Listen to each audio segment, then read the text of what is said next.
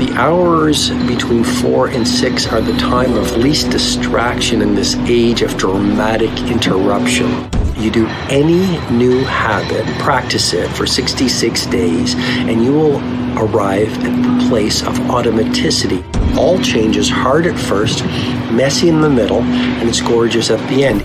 Want to be happy? Build a life, not just a business. Hey, it's Evan Carmichael, and this channel was created to help you overcome the #1 challenge that is holding you back, a lack of belief in yourself. You watch these videos because you know there's something more inside you too. You have Michael Jordan level talent at something. So today, let's live your best belief life and learn a simple morning routine that will change your life. Also, if you want to have more confidence, check out my 254 series. It's free. The link to join is in the description below. Stop resisting. I encourage you, stop resisting the natural flow of epic performance. Stop resisting the natural seasons of life. One of the real reasons we don't do the things that frighten us is because we are afraid of being judged. And so to become fearless, why not find some time every day to practice becoming fearless? There's a reason why the visionary founder of Starbucks, Howard Schultz, rises before the sun. There's a reason why Michelle Obama rises very early. There's a reason why Tim Cook, who's leading Apple, gets up before the dawn. First of all, the hours between 4 and 6 are the time of least distraction in this age of dramatic interruption. Number 2, the hours before the sun rises is the period where your brain is most available to your primary creativity. So while you're sleeping, your brain actually washes itself, but also it lets go of the residue of the previous day while you are resting and while you are recovering. When you wake up, your thinking is fresh, your creativity is most pristine, you are most available to access your gifts and your talents. So those are some of the reasons why I encourage you to get up early. You might say, Robin, well, I'm not an early riser. I can't put mind over mattress. I can't win the battle of the bed. Grandma never got up early. Dad couldn't get up early. I guess I'm not the kind of person who can rise before the sun. And what I would suggest to you is simply this. What science confirms, and in particular the data of University College London, you do any new habit, practice it for 66 days, and you will arrive at the place of automaticity. In other words, it'll be easier to run the new habit than not to. 66 days of rising at 5 a.m. will get you to a place where it's easier to get up at 5 a.m. than not to get up at 5 a.m. You'll reach a place of automaticity. In my book, The 5 a.m. Club, I say, all change is hard at first, and it's messy in the middle, and it's gorgeous at the end. I'll repeat that again because it's so important. All change is hard at first, messy in the middle, and it's gorgeous at the end. In the book, there's a chapter on the habit installation process that actually explains the 3 phases every habit goes through before you wire it into the place where it's automatic. Number 1, destruction. Number 2, integration, and number 3, implementation. Really important to remember them. So you can get up early. You can install habits. As a matter of fact, neuroplasticity, which is the phenomenon that speaks to the fact the brain is like a muscle. The more you flex it and push it, the more it's going to grow. You have that gift. It's not just for Federer and Serena Williams and Oprah Winfrey and Shakespeare and Jean-Michel Basquiat and Steve Jobs and Elon Musk. You have a brain that has the capability to grow and adapt. What is the 20-20-20 formula that lies at the core of the 5 a.m. Club method? Well, the first 20 minutes, move. Sweat. You'll release BDNF, brain-derived neurotrophic factor, which will increase the neural connections of your brain, as well as repair brain cells damaged by stress, and also promote neurogenesis, which is the formation of new brain cells. I know this is a lot of information, but I want to give you great content in this video. Exercising for 20 minutes first thing in the morning from 5 to 5:20, the first part of the 20-20-20 formula. releases dopamine, which is the inspirational neurotransmitter. How valuable is that for your creativity and productivity for the rest of the day? Cortisol, the fear hormone, is highest first thing in the morning. Exercising will reduce it. Serotonin is released, so you'll feel happier. Now it's 5:20, you're full of energy, you've optimized your cognition, your focus is increasing. It's only 5:20, the rest of the world is asleep. Just imagine that advantage you already have. Second pocket for the 20-20-20 formula is all about reflection. We live in a world where people don't reflect anymore. A lot of people are busy being busy, but what's the point of being busy around the wrong things?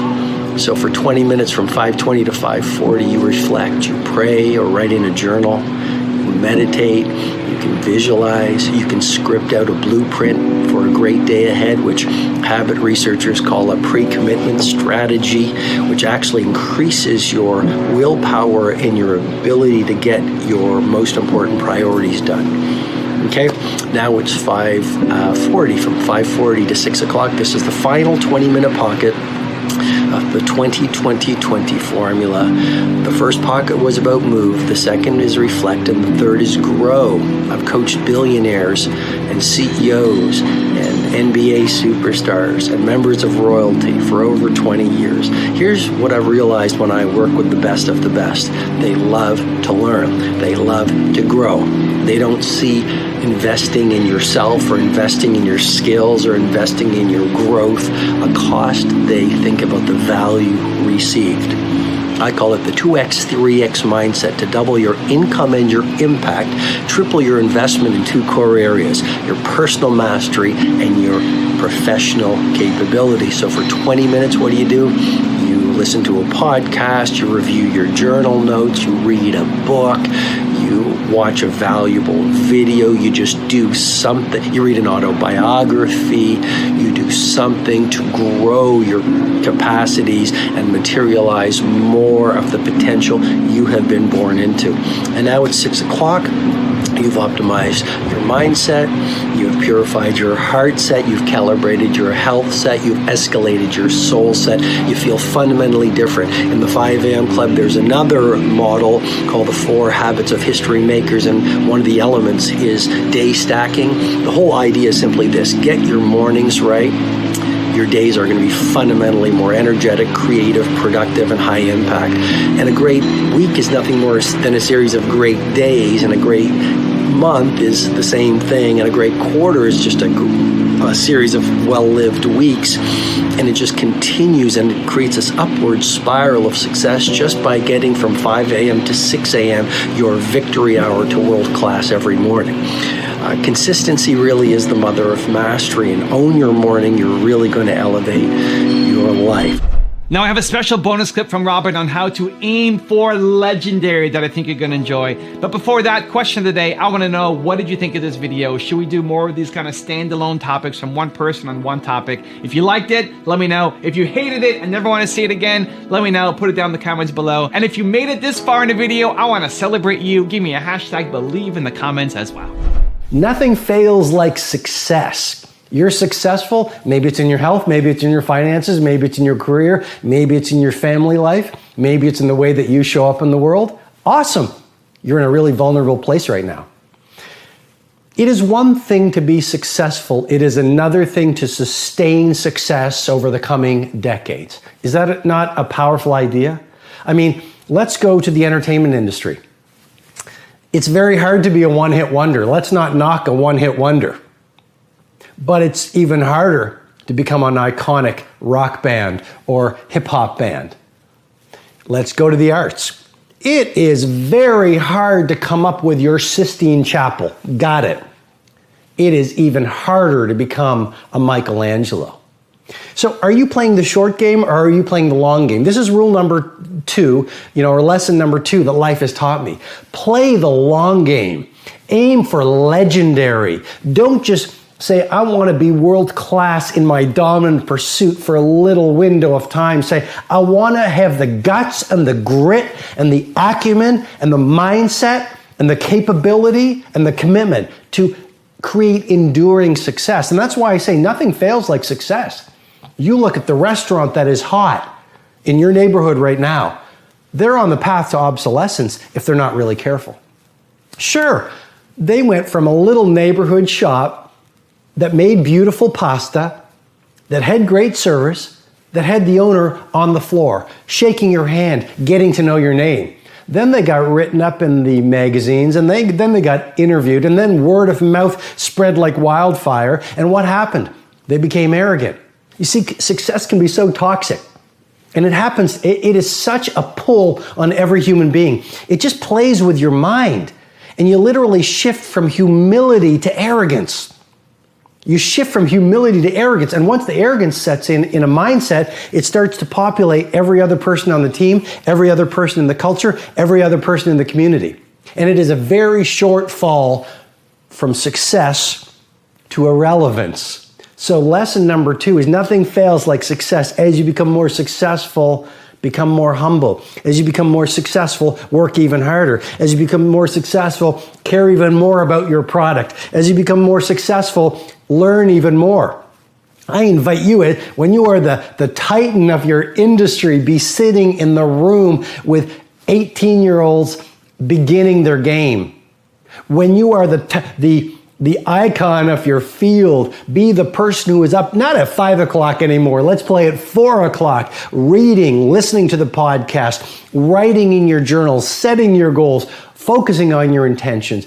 As you become more successful, be more humble. As you become more successful, be even more punctual. As you become more successful, become even more passionate. As you become older, become even younger. Yesterday, I was walking on the street and I met this man in his 80s. He had said, Robin, I finally retired. He's probably close to 90. And he is a legendary clothier in the country that I live in. And he just retired. And he started his shop, which is now an empire, in 1954. So I don't know what that is, but that is decades and decades and decades and decades. And he did not want to retire. He just retired, but he is still on fire to do amazing things.